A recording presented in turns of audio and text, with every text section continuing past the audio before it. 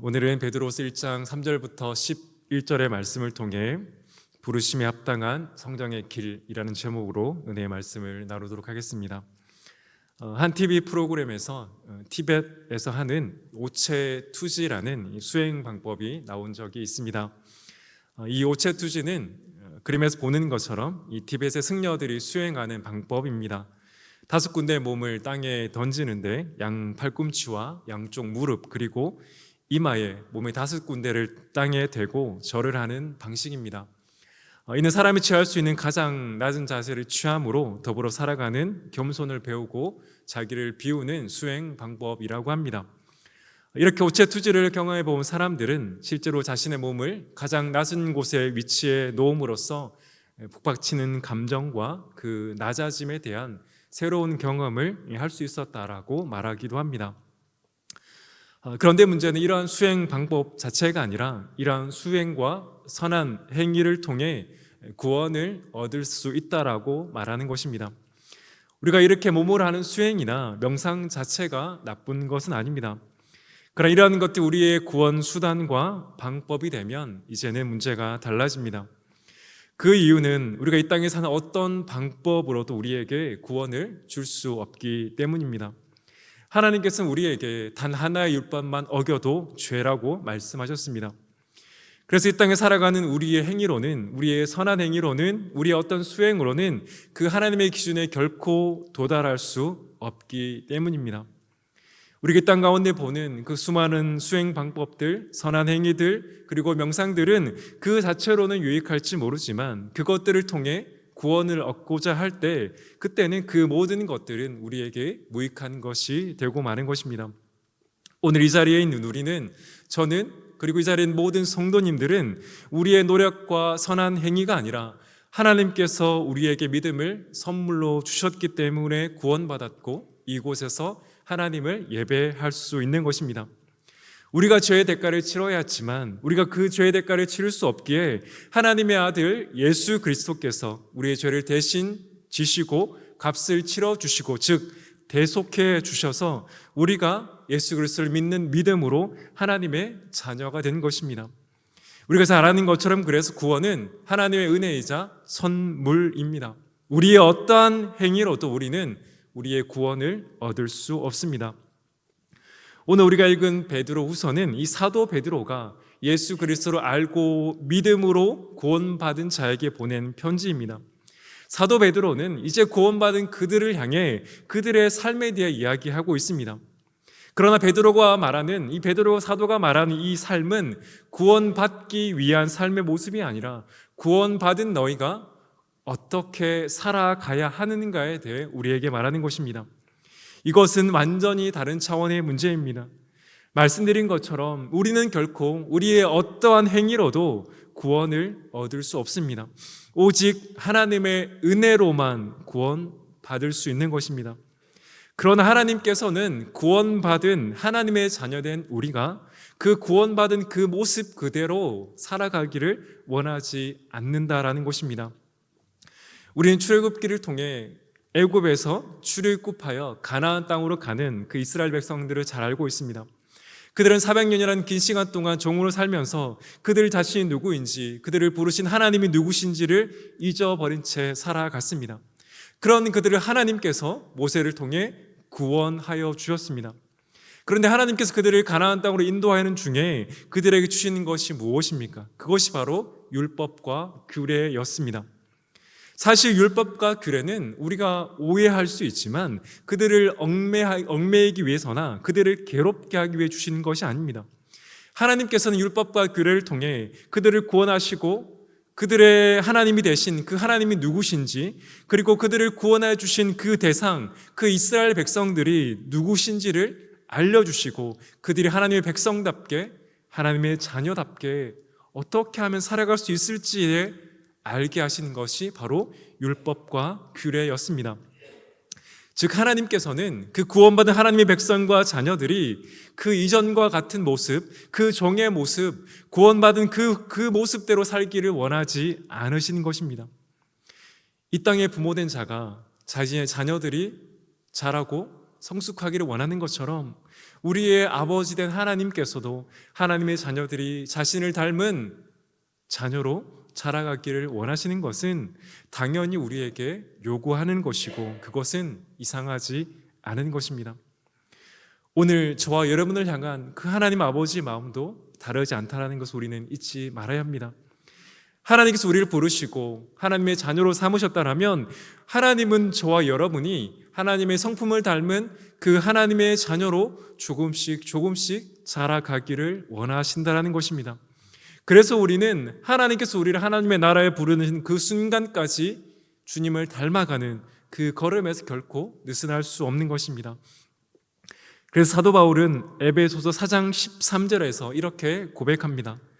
우리가 다 하나님의 아들을 믿는 것과 아는 일에 하나가 되어 온전한 사람을 이루어 그리스도의 장성한 분량이 충만한 데까지 이르리니. 아멘. 하나님께서는 저와 여러분이 하나님의 아들 예수 그리스도의 그 장성한 분량이 충만한 데까지 이르기를 원하신다는 것입니다. 이곳에 계신 우리 모든 성도님들 중에 예수를 믿기 시작한 지 얼마 되지 않으신 분들 계실 것이고 어쩌면 수십 년 동안 예수님을 믿고 지금까지 달려오고 계신 성도님들도 계실 것입니다. 그러나 우리의 신앙의 연수가 어떠하든 우리의 신앙의 목표는 어떤 사람이 아니라 하나님의 아들 예수 그리스도이십니다. 그래서 우리는 하나님께서 우리를 부르셔서 저 하나님의 나라에 가는 그 순간까지 주님을 닮아가는 일에 열심을 내어야 하는 것입니다. 하나님은 바로 저와 여러분 하나님의 자녀는 우리에게 이것을 오늘도 원하시고 계시다라는 것입니다. 그렇다면 문제는 과연 우리가 어떻게 하나님을 닮은 그 성품으로 자랄 수 있느냐일 것입니다. 사실 우리 자신의 모습을 보면 과연 우리가 하나님을 닮을 수 있는가라는 그러한 소망이 보이지 않을 때가 많은 것이 사실이기 때문입니다.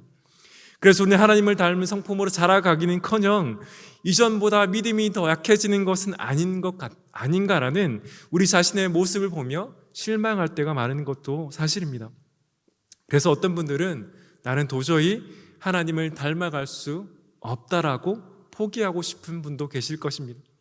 그래서 하나님을 닮은 이 성품, 하나님을 닮아가는 이 과정은 어쩌면 내가 아닌 우리 옆에 있는 어쩌면 소수의 사람들에게만 허락되는 것이 아닌가라고 생각하기까지도 할 수 있습니다. 사랑하는 여러분, 그러나 정말 그럴까요? 우리의 모습을 보고 실망해서 우리는 하나님을 닮아가는 것을 포기해야 할까요? 그래서 정말 소수의 사람에게만 하나님을 닮아가는 그 성품을 하나님은 요구하시는 것일까요? 오늘 본문을 보면 사도 베드로는 그렇게 이야기하지 않습니다. 베드로 사도는 베드로서 1장 3절과 4절에서 하나님께서 이미 그 능력을 우리 모두에게 주셨다라고 고백하고 있습니다. 우리 베드로서 1장 3절과 4절의 말씀을 우리 한 목소리로 한번 읽어보도록 하겠습니다. 시작. 신기한 능력으로 생명과 경건에 속한 모든 것을 우리에게 주셨으니 이는 자기의 영광과 덕으로서 우리를 부르신 이를 알므로 말미암음이라.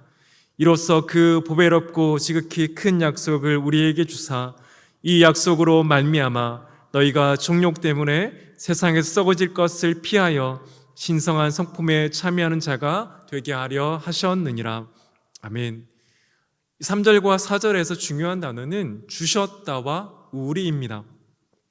먼저 하나님께서는 그 신기한 능력으로 생명과 경건에 속한 모든 것을 주셨습니다. 보배롭고 지극히 큰 약속도 이미 주셨습니다. 이 의미는 우리가 예수 그리스도를 믿고 구원받는 그 순간 하나님께서 주셨음을 우리에게 고백하고 있습니다. 이것은 우리가 노력하여 얻는 것이 아니라 하나님께서 구원받은 하나님의 자녀된 모두에게 주시는 것입니다. 다음으로 베드로는 이러한 능력을 소수의 사람들에게만 주시는 것이 아니라 하나님의 자녀된 우리 모두에게 주셨다라고 고백하고 있습니다. 즉 사도와 같이 대단해 보이는 사람들이 아니라 우리가 바라고 소망하는 어떤 우리의 롤모델과 같은 사람들만이 아니라 하나님의 자녀된 바로 저와 여러분 모두에게 그 능력을 주셨다라는 것입니다. 하나님의 자녀라면 어린아이부터 노년에 이르기까지 그 하나님을 닮은 그 능력을 모두에게 주신 것입니다. 그러므로 하나님의 은혜를 구원받은 우리는 하나님의 성품을 닮은 자로 자라갈 능력을 모두 받은 것입니다. 그렇다면 그 능력을 받은 우리는 어떻게 할까요? 우리가 아무것도 하지 않아도 우리가 스스로 하나님을 닮아갈 수 있을까요? 우리가 정말 가만히 있어도 우리의 믿음이 자라고 하나님을 닮은 성품으로 자라나는 것일까요? 성경은 그렇게 이야기하지 않습니다. 그리고 우리 하나님은 인격적인 하나님이셔서 우리를 강제로 하나님을 닮은 자녀로 자라게 하시지도 않습니다. 요한계시록 3장 20절에서 요한 사도는 이렇게 고백합니다. 볼지어다 내가 문 밖에 서서 두드리노니 누구든지 내 음성을 듣고 문을 열면 내가 그에게로 들어가 그와 더불어 먹고 그는 나와 더불어 먹으리라. 아멘. 사실 우리는 우리 주님께서 우리의 문을 강제로 열고 우리와 함께 더불어 먹기를 원할 때도 있을 것입니다. 우리의 연약함과 우리의 게으름 때문에 우리 스스로 그렇게 원하지만 우리 주님께서는 그렇게 하시지 않습니다. 주님께서는 우리의 문을 두드리시고 우리의 그 문을 열 때 주께서 우리의 문에 우리 마음에 들어와 우리와 함께 더불어 먹고 마시겠다라고 말씀하고 있습니다. 즉 우리가 하나님을 닮아가는 그 성품의 과정은 하나님께서 우리를 강제로 닮아가게 하시는 것이 아니라 우리 편에서의 분명한 애씀과 분투가 있어야 한다라는 것입니다. 그래서 사도 베드로는 오늘 본문 1장 5절부터 7절에서 우리가 이 땅 가운데 살아가는 그 시간 동안 우리가 더해야 할 그 목록에 대해서 이렇게 말하고 있습니다. 베드로서 1장 5절부터 7절의 말씀입니다. 그러 너희가 더욱 힘써 너희 믿음의 덕의 지식을, 지식의 절제를, 절제의 인내를, 인내의 경건을, 경건의 형제 우애를, 형제 우애의 사랑을 더하라. 아멘. 5절 말씀은 그러므로라고 시작하는데 신성한 성품에 참여하게 된 우리는 하나님의 성품을 닮아가는 그 능력을 받은 우리는 그래서 힘쓰고 더해야 한다라는 것입니다. 우리가 힘쓰고 더하지 않으면 우리는 이 땅에서의 평생의 삶 가운데 하나님을 닮아가는 것이 아니라 하나님을 기쁘게 하는 것이 아니라 그 하나님의 마음을 알지 못해 하나님의 마음을 아프게 할지도 모릅니다. 사랑하는 여러분, 그래서 우리는 우리의 평생에 베드로가 고백하는 것처럼 믿음의 덕의 지식을, 지식의 절제를, 절제의 인내를, 인내의 경건을, 경계의 형제 우애를, 형제 우애의 사랑을 더하는데 힘쓰고 애써야 하는 것입니다. 사랑하는 동산의 영가족 여러분, 과연 우리는 신자로서 이러한 덕의 목록을 더하는데 전심전력하고 있습니까? 과연 우리는 신자로서 이 땅 가운데 무엇에 전심전력하고 있습니까? 하나님을 알지 못하는 자들, 일시적이고 사라질 것들을 위해서도 많은 이들이 자신의 인생과 시간과 물질을 드리고 있습니다.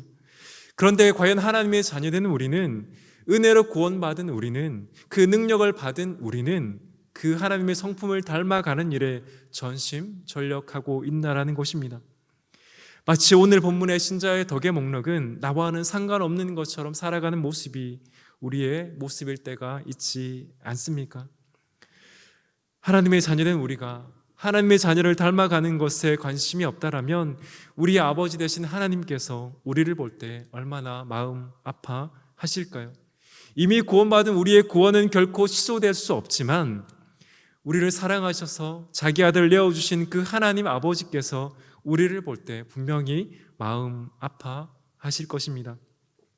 바라기는 하나님께서 우리에게 하나님을 닮아가는, 하나님을 닮을 수 있는 그 성품을 주셨음을 기억하며 주님을 닮아가는 일에 애쓰시는 저와 여러분 되시기를 간절히 소원합니다.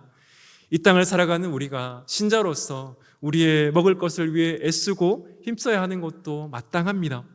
그러나 분명한 것은 그것 역시 언젠가는 사라지게 될 일시적인 것들이라는 것입니다. 우리는 영원한 하나님의 나라를 선물로 받고 이 땅 가운데 그 영원하신 하나님을 의지하며 살아가는 하나님의 자녀로 부름 받았습니다. 그렇다면 우리의 이 땅에서의 목적은 어떤 것보다 하나님의 자녀로서 하나님을 닮아가는 일에 애쓰시는 것이 당연한 것임을 잊지 않으시기를 간절히 소원합니다. 이 세상 가운데 사라질 것들을 위해서도 자신의 삶을 드리는 자가 있는데 정말 영원한 그 하나님의 은혜를 받은 우리는 더욱더 사라지지 않을 그 영원한 가치 대신 하나님의 성품을 닮아가는 일에 애쓰는 것이 당연한 것입니다. 그 걸음에 더욱 애쓰시는 저와 여러분 되시기를 간절히 소원합니다.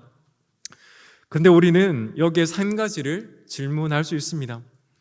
그것은 우리를 죄에서 구원하여 주신 하나님께서 우리에게 자신을 닮은 성품을 자라갈 수 있는 능력을 주셨음에도 왜 우리는 그것에 애쓰지 않느냐라는 것입니다. 왜 우리는 우리를 구원해 주시고 자기 아들을 내어주신 그 하나님께서 자신을 닮아갈 그 능력을 주신 그 하나님 앞에 하나님께 주신 그 덕의 목록을 더하기보다 세상의 것들을 더 붙들고 나아가느냐라는 것입니다.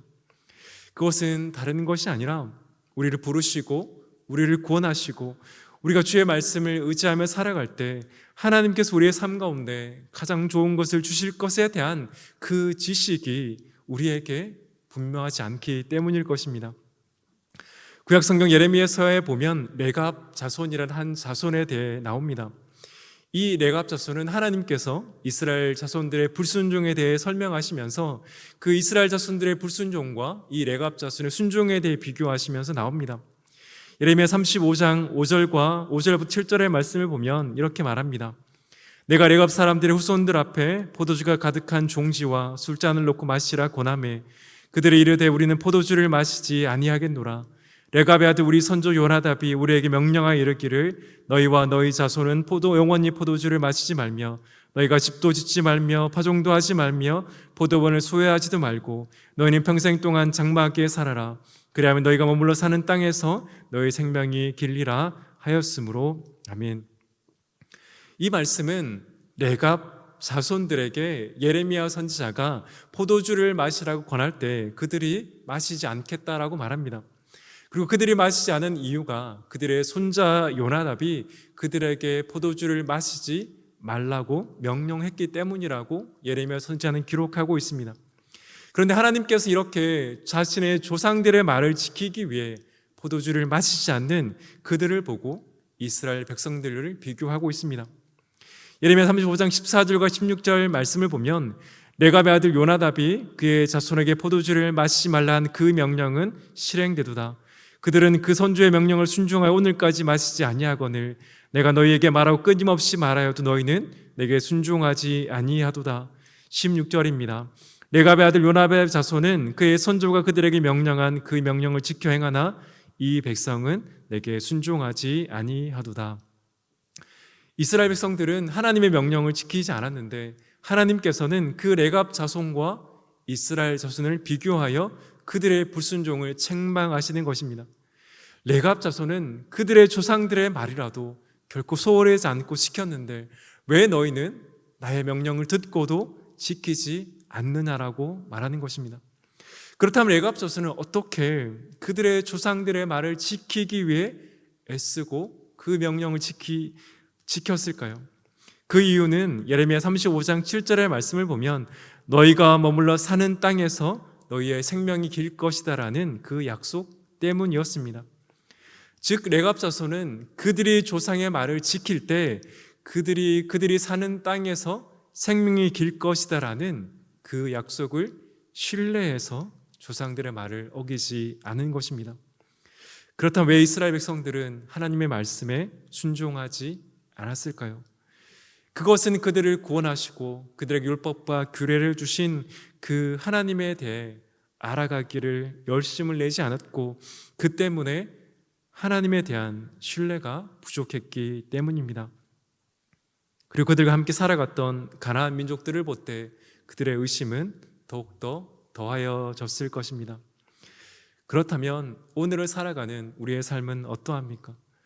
우리가 어떻게 이 땅을 살아가며 세상이 아니라 오늘의 말씀처럼 그 하나님의 성품을 닮아가는 일에 애쓸 수 있습니까?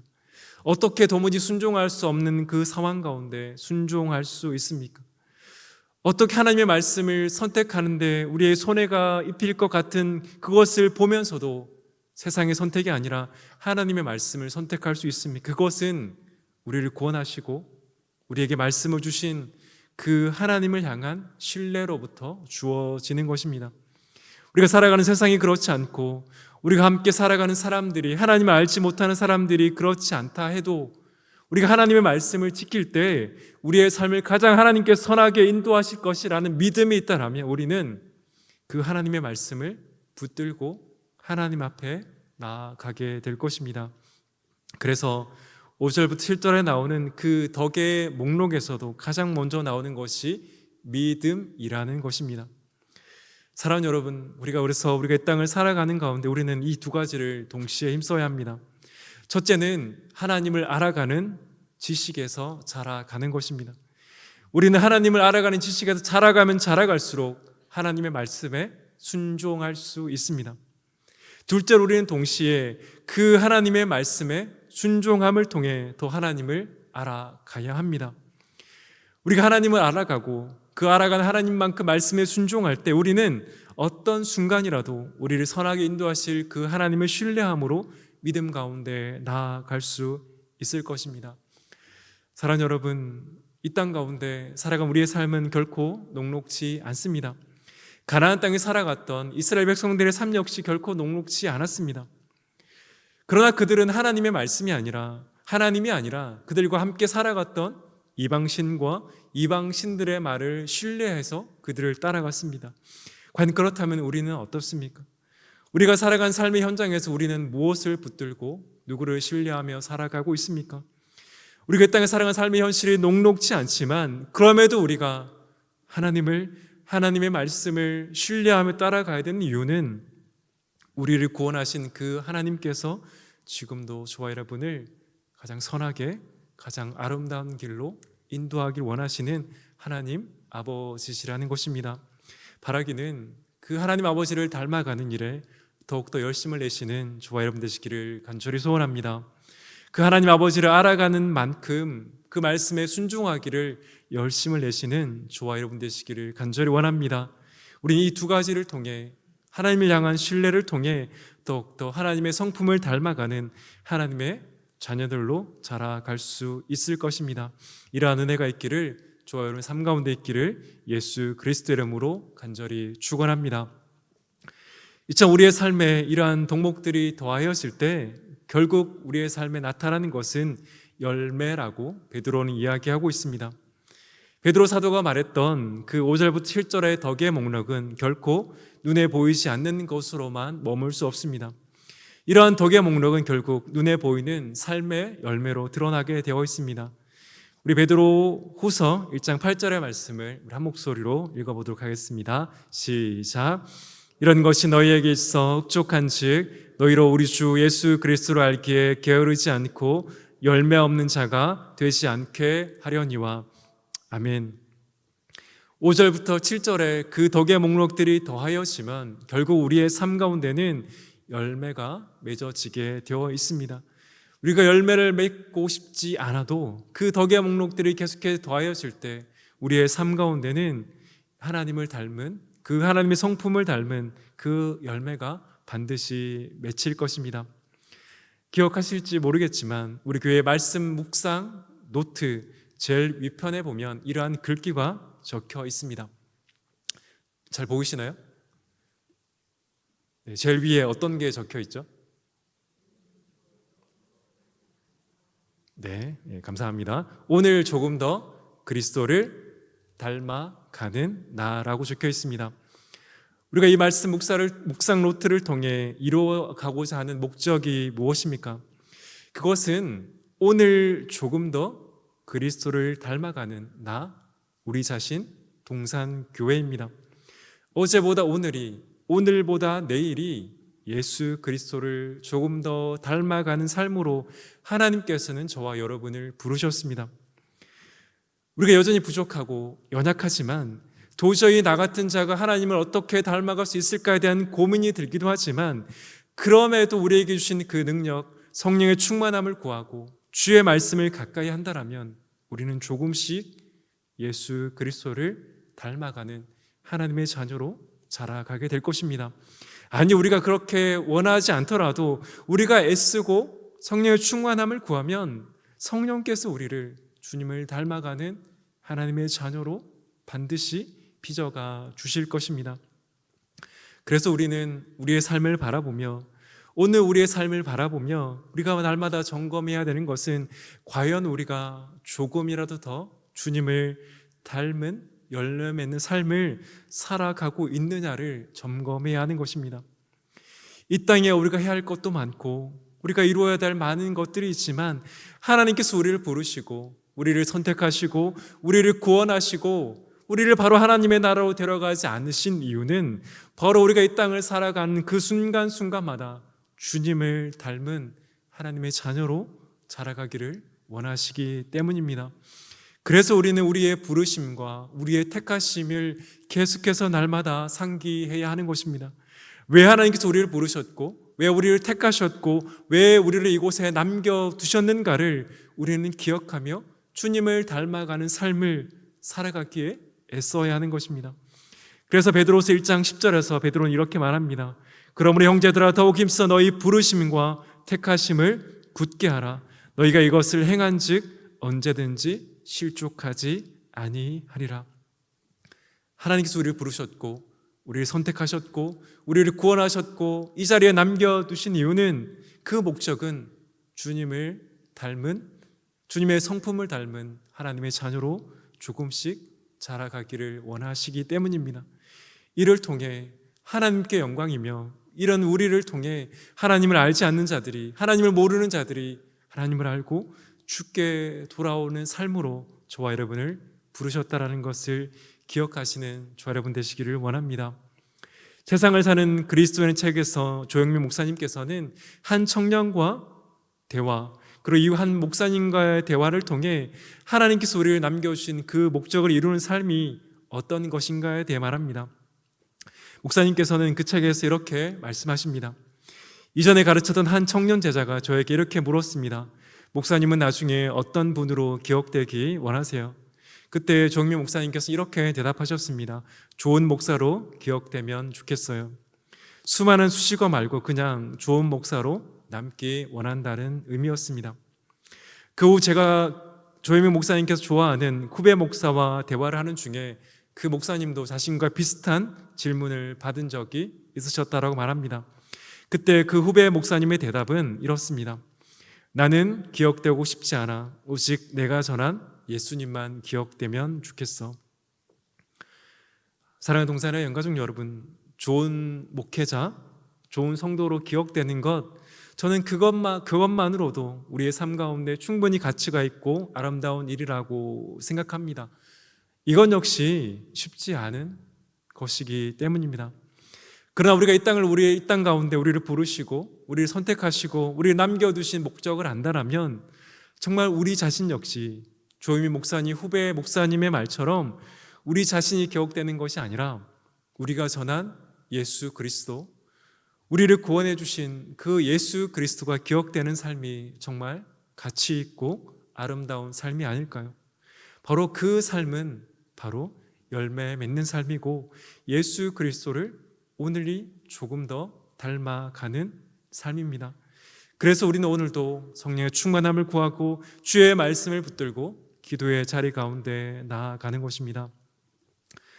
사랑하는 여러분, 오늘 말씀을 맺으며 정말 우리의 삶 가운데 주님을 닮은, 하나님의 성품을 닮은 그러한 애쓰심이 저와 여러분에게 있기를 원합니다. 그러나 이러한 과정은 짧은 과정이 아니라 우리의 일생의 평생의 과정입니다. 우리는 평생 가운데 이러한 애씀의 시간 가운데 고군분투하게 될 것입니다. 그러나 그 고군분투의 시간을 우리 하나님은 잘 알고 계십니다.